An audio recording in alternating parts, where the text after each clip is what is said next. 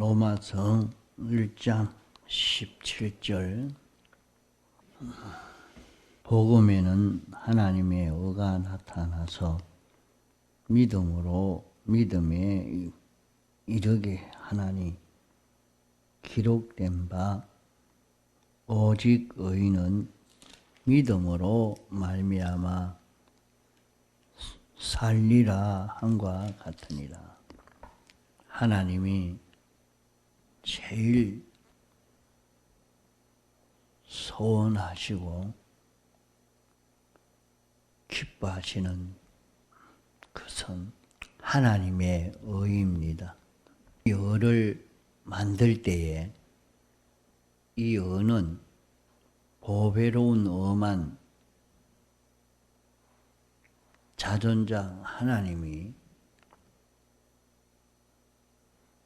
이 의로 만족을 합니다.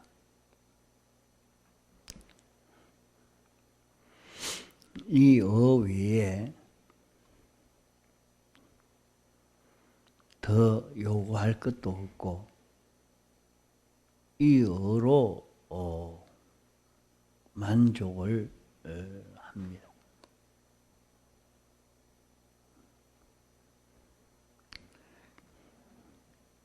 이거 당신의 소원을 완전히 이룬 것입니다.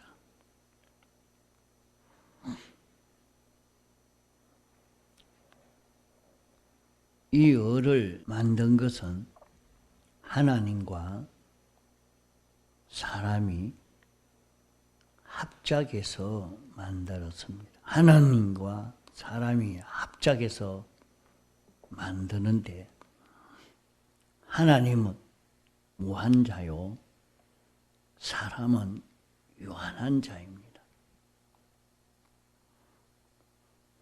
하나님은 지극히 거룩하신 분이요, 인생은 죄가 없다 할지라도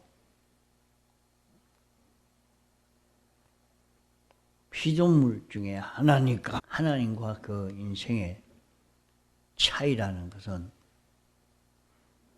인간 지식이 청량 못할 그런 가치 차이도, 능력 차이도, 지혜 차이도, 거룩의 차이도 많이 차이가 납니다. 이 의는 하나님과 사람 이 둘이 합작해서 이룬 의입니다. 하나님과 사람이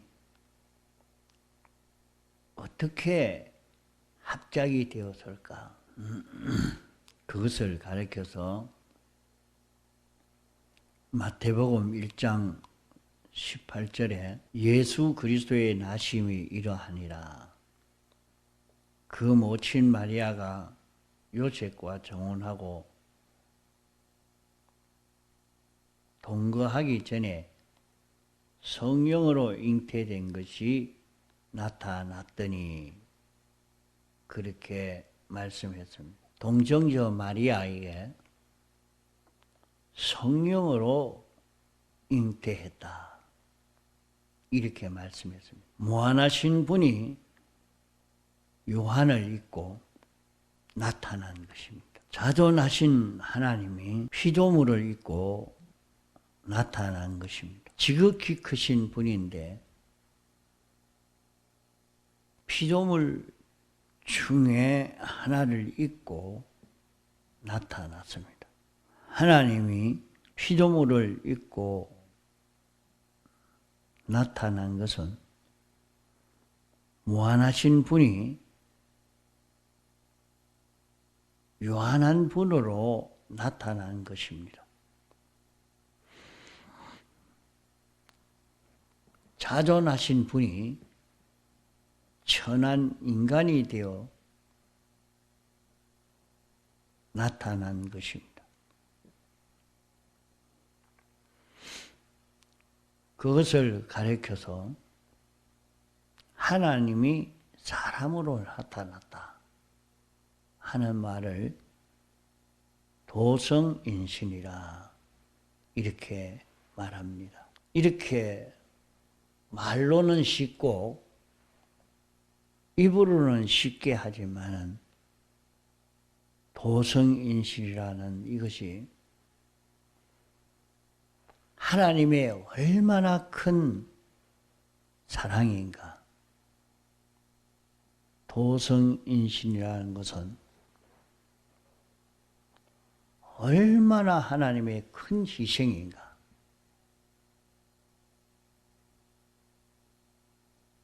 얼마나 하나님의 큰 보비인가 하는 것을 인간 지식으로는 참 청량 못할 인간 지식을 초월한 것이라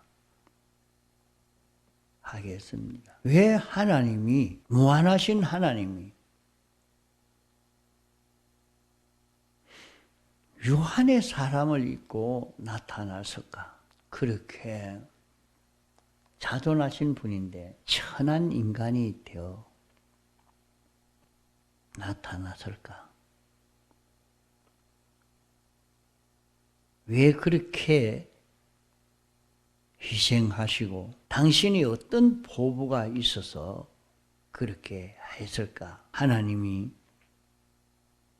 하나님의 의를 이루기 위해서 하나님과 사람 둘이 합작해서 만들었는데 하나님과 사람이 하나 된 신성과 인성, 양격이로 된 것이 아니고 신성과 인성, 양격이가 한 격이를 이루어서 하나님은 성부의 격이도 있고 성자의 격이도 있고 성령의 격이도 있는데 하나님과 사람이 한 격이를 이루어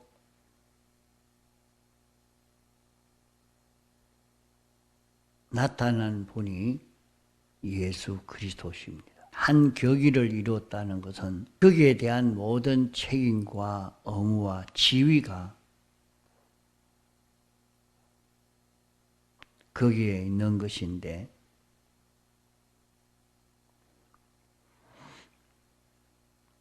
그저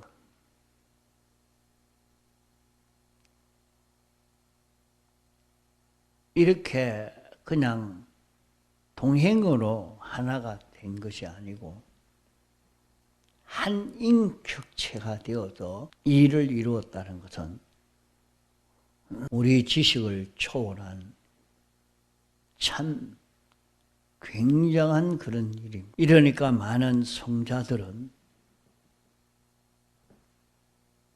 하나님이 도성인신하신 여기에 대해서 생각하다가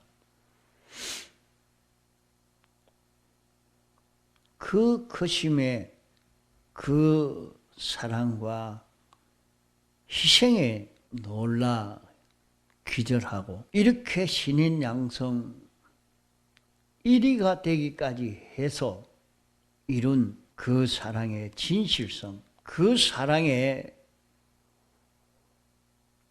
변치 않는 영원성, 그 사랑의 견고성, 그 사랑의 진실성에 대해서 사람들은 다 자기를 잊어버리고 참 기절해서 이런 큰 사랑을 주신 도성인신하신 주님은 그것을 깨닫고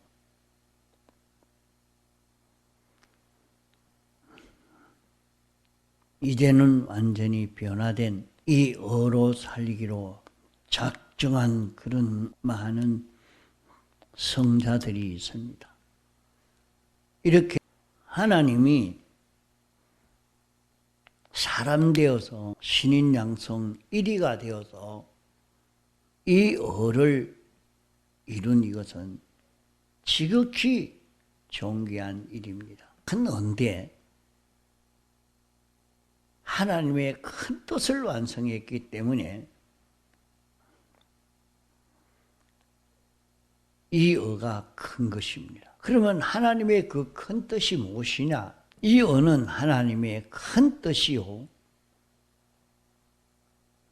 하나님이 제일 귀중하게 여기는 것이요, 제일 소중히 여기는 것입니다. 하나님의 그 뜻은, 하나님은 창조주요 완전자인데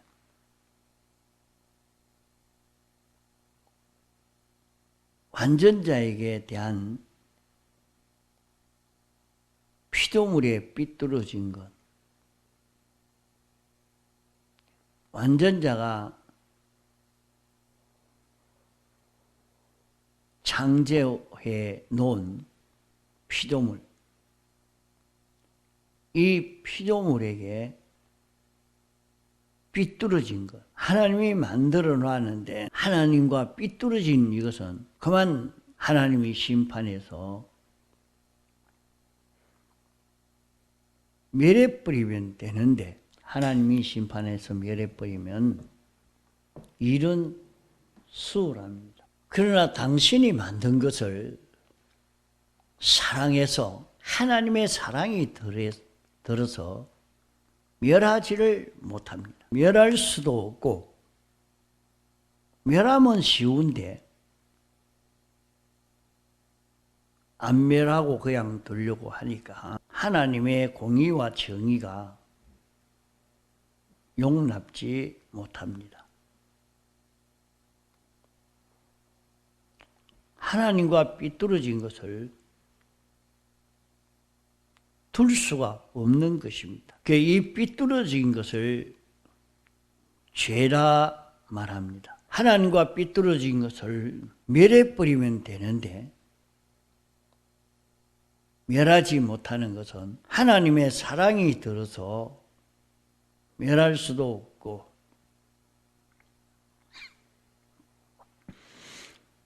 그대로 두려고 하니까 하나님의 공의와 정의의 속성이 다 절단나 버리지. 이러니까 하나님이 이러지도 저러지도 못하는 고민, 고통 중에 중대한 문제인 것입니다. 그러면 이 피조물에 삐뚤어진 것을 하나님이 완전히 해결해서 도말해 버렸습니다. 이 삐뚤어진 것을 없애는 데는, 삐뚤어진 것은 고칠 수도 없고, 삐뚤어진 것을 도말하는 데는 삐뚤어진 값을 받아서 사망하는 것이 하나님의 공의와 정의입니다. 그러면 삐뚤어진 것을 다 도말하려고 하면 그 대가로 1000명이면 1000명, 10,000명이면 10,000명 다 죽어야 하는 것입니다. 그러면 다 죽었으면 끝났으니까 그만 소용이 없습니다. 사망이라야 해결되는데 삐뚤어진 값은 사망이니까 사망으로 해결됩니다. 그건 사망하면 다 끝이 나고 맙니다. 그러면 하나님이 대신 책임을 지려고 하면 피조물이 삐뚤어진 것인데 하나님이 대신 책임질 수도 없는 것입니다. 피조물이 삐뚤어진 것은 피조물이 책임을 져야지, 피조물이 삐뚤어졌는데 왜 하나님이 대신 책임을 지겠습니까? 이러니까 부득이 하나님이 피조물의 인성을 잊고 사람 되어 와서 이 삐뚤어진 대가를 무한하신 당신이 대신 사망의 불을 받아서 삐뚤어진 것을 완전히 해결했습니다. 예수님이 십자가에 못 박혀 죽으신 것은 피조물에 삐뚤어진 것을 완전히 치료하고 수술해서 삐뚤어진 것이 하나도 없도록 이렇게 하는 역사를 하는 것이 하나님이 제일 소원이었는데 신인 양성 1위가 대형으로 이 일을 성공했습니다. 이것이 하나님이 제일 싫어하시는 4가지 문제를 완전히 해결한 것입니다. 또 하나의 소원은 완전자, 자존자가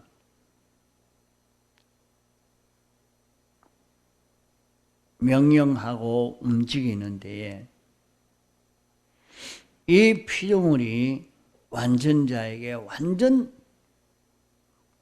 복종하면 되는데 완전자를 따라 움직이면 영생이 되는데 피조물이 완전자에게 피동되는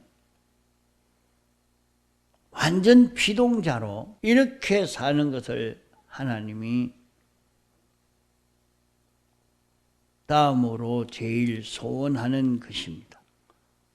이 일을 인간으로서는 이룰 수 없는 것입니다. 무한하신 분이 법을 정했는데 완전하시고 전지하신 분이 법을 정한 것인데 어떻게 유한하고 무지한 인생이 완전 순종하여 움직일 수가 있겠습니까? 피조물이 당신의 전지전능에 만족될 수 있는 그런 순종을 하는 것이 당신의 소원입니다. 이런 순종을 할 자가 아무도 없다 말입니다. 이런 순종을 해야 하나님의 무한의 것을 다 줄 수 있고 누릴 수 있고 영생이 되게 되는데 완전 순종해서 순종을 완성할 자가 없는 것입니다. 이렇기 때문에 하나님이 이리로 우리를 대신해서 완전 순종하여 이룬 것이 하나님의 4가지입니다. 자, 요 4가지 8가지. 자, 여기에 대해서 좀 깊이 생각해서